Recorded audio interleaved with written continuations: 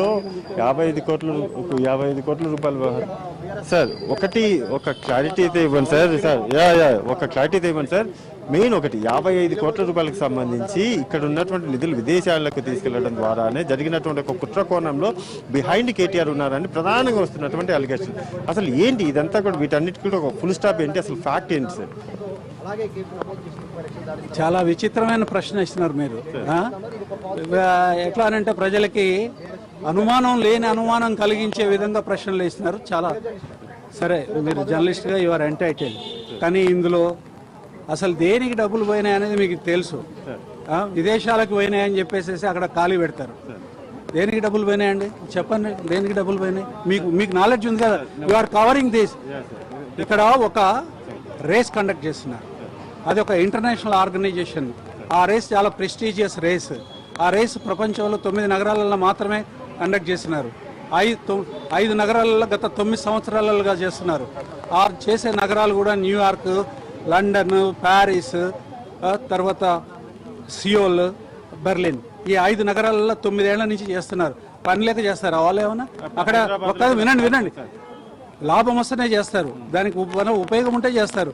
అట్లాంటి ఒక ప్రెస్టీజియస్ రేస్ని హైదరాబాద్కి తీసుకొని వచ్చి హైదరాబాద్లో కూడా కండక్ట్ చేయాలని దాని ఒక సరైన చర్చ, దానికి ఒక ప్లానింగ్ ప్రకారమే చేసినారు.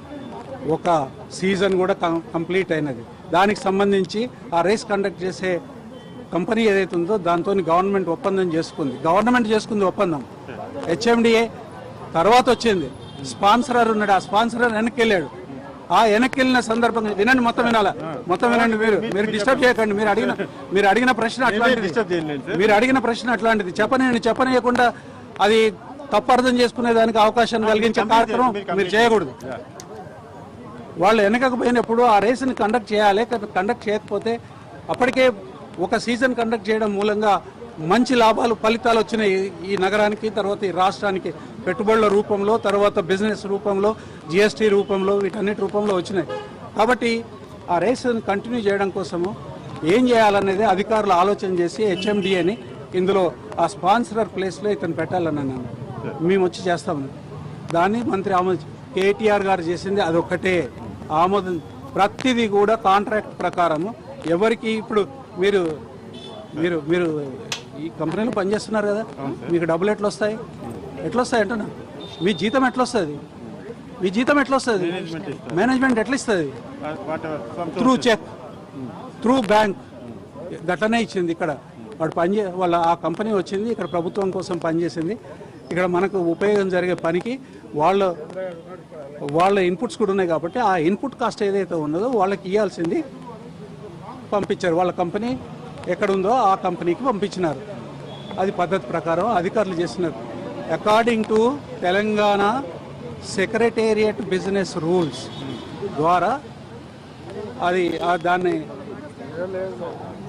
దాని ప్రకారంగా అధికారులు చేస్తున్నారు. దాంట్లో ఎక్కడుందండి అవినీతి? ఎక్కడుంది? పైసలు ఎవరికి ఇచ్చినారు? ఎవరు పైసలు ఎవరికి ఇచ్చినారు? దేనికి ఇచ్చినారు? లంచం అంటే ఒకడు ఇవ్వాలి, ఒకడు తీసుకోవాలి.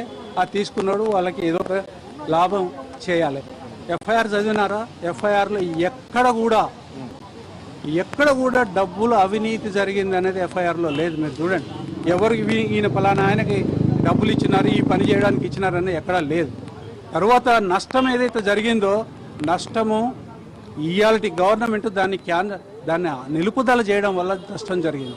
ఆ నష్టం యొక్క పరిణామాల నుంచి బయటపడేదాని కోసము ప్రజల ముందు ఒక తప్పుడు సమాచారం పెట్టి ఒక డ్రామా ఈ పబ్లిక్ ట్రయల్ చేసేదానికోసం ప్రభుత్వం చేస్తున్న ఒక నాటకం తప్ప, అంటే కాంగ్రెస్ నాయకత్వంలో ఉన్న ప్రభుత్వం చేస్తున్న ఒక నాటకం తప్ప ఇందులో ఒక ఇసుమంతా కూడా దీంట్లో కేసు లేదు.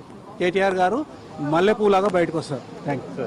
ఓకే, మొత్తానికి అయితే అది కేటీఆర్కి సంబంధించినటువంటి అడ్వకేట్స్ అయితే చాలా క్లియర్గా కూడా ఇందులో ఎక్కడా కూడా ఎటువంటి మోసం కానీ ఎక్కడా కూడా నిధుల దుర్వినియోగం కానీ జరగలేదు. సో కావాలని ఇదంతా కూడా కాంగ్రెస్ పార్టీ జరుపుతున్నటువంటి ఇదంతా కూడా ఒక కుట్ర కోణంలో భాగంగానే కేసు నమోదు చేయడం తప్ప వేరే మాత్రం కూడా వేరే యాంగిల్ లేదు అనేది అడ్వకేట్ చెప్తున్నటువంటి మాట. సో ఫైనల్గా అడ్వకేట్ అయితే వెళ్ళారు, కేటీఆర్తో పాటు అడ్వకేట్ కూడా లోపలికి వెళ్ళారు, అడ్వకేట్ కూడా హాజరయ్యారు. కాబట్టి ఇక నెక్స్ట్